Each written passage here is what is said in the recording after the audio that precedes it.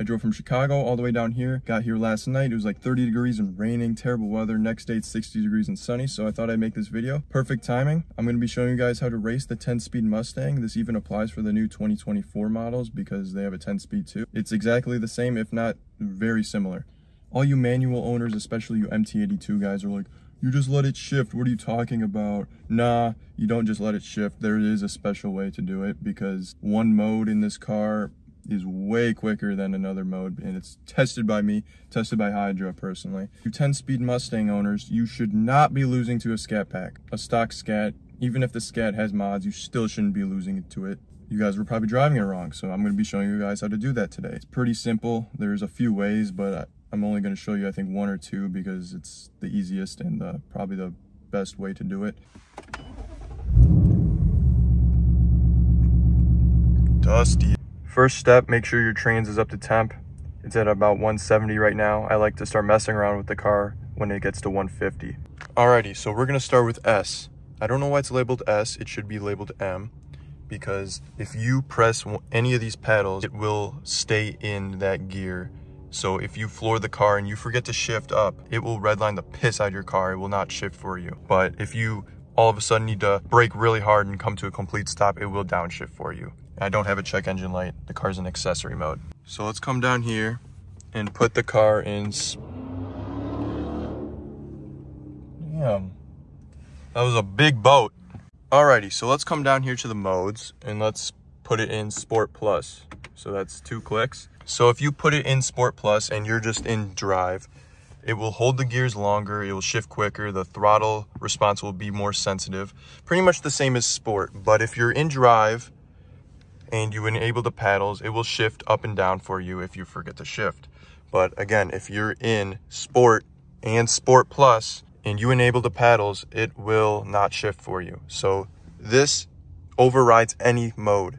Even if you're in normal track or drag, if you engage the paddles in this sport mode on the shifter and you're in any mode like sport, track, drag strip, snow wet, or normal, it won't shift for you. It'll only shift down, not up. So just remember that. All right, the next mode is track. Track mode turns off your traction control. It holds your gears longer. Like I said, they're all kind of similar. The throttle response is more sensitive, but track mode turns off your traction control. It's for the track. I don't really use this mode at all, to be honest. The next mode, drag strip mode. This mode is superior, the best mode for roll racing and dig racing. This is the mode you want, and you want it in S. I will show you an example on how to do it. But drag mode for roll and dig races. Don't use any other mode. Don't use Sport Plus. Don't use Sport. Drag mode is what you want to use. This is the secret.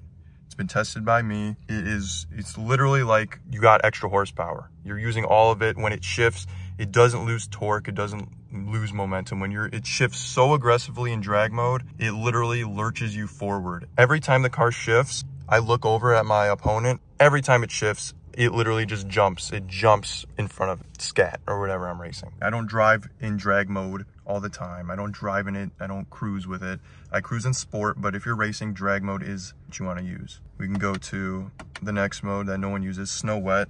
It just makes your throttle response a lot more not sensitive, so you don't slip. That's pretty much it.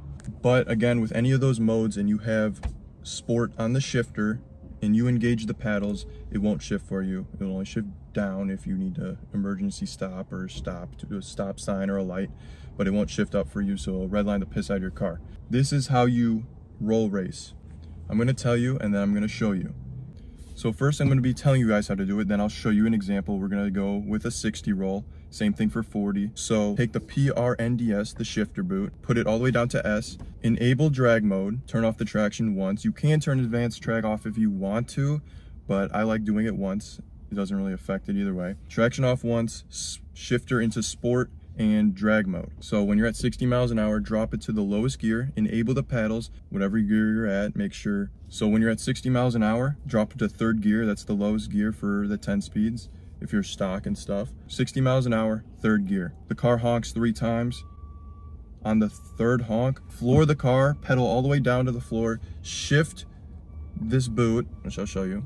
Alrighty, so when you floor the car, you're still engaged in the paddle mode. So get out of that. You shift the shifter, you will be in sport, shift it up 1 click to D. Don't shift it too hard or you'll go into neutral. Shift it lightly into D, which I'll show you guys a whole example on how to do so. But you don't need to let off the gas or anything. Just shift it into D and it will shift by itself. Now you can drop it back to sport, but that's just doing too much. Just push it into D and just let it shift on its own. That's how you do it. Alrighty, so we're gonna get up to 60 miles an hour. We're on the back roads in Mexico. So we're at about 60. So drop the shifter into S, throw it into drag mode. Drops it to 7th gear. Turn off the traction one time.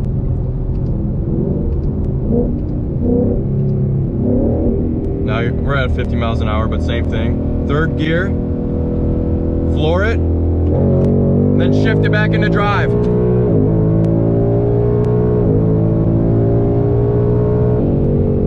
Quick $110 on the back roads of Mexico. Gonna slow down a little bit here for this turn.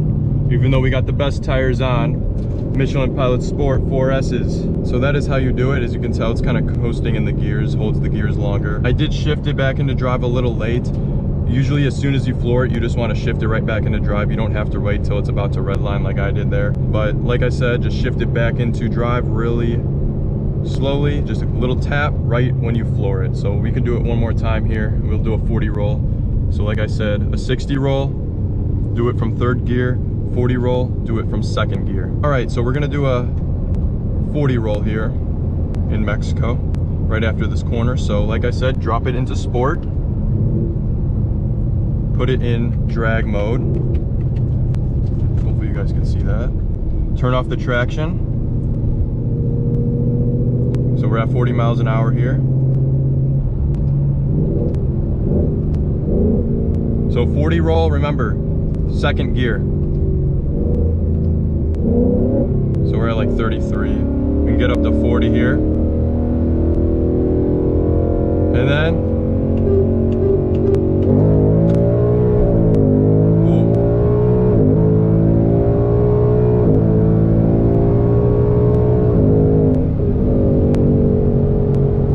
That's just crazy. Like, drag mode is a totally different beast. It shifts way more aggressive, super hard. Each shift lurches you forward even more. It's just crazy. So that's how you do it, guys. That's how you roll race in drag mode. It's insane. And then usually when I'm done, I just kind of let it cool off in normal mode. But it's totally different. So, and I was with the AC on because it's hot. So that's how you roll race in a 10-speed Mustang. That is the correct way to do it. Drag mode's totally different. I actually haven't done that in a while, to be honest. And it feels like amazing. I don't know. This thing's stock and I'm still having fun with the power. It's plenty of power. I might do some mods soon here, like a tune or something. Maybe headers eventually. I don't know, but this thing beats like 90% of the cars on the street. Obviously Hellcats are gonna beat you, but I mean, if you do headers in E85, those Hellcats will be in your rear view. Yeah, this car, you shouldn't be losing to scat packs in this. So hope you guys enjoyed the video, and until next time.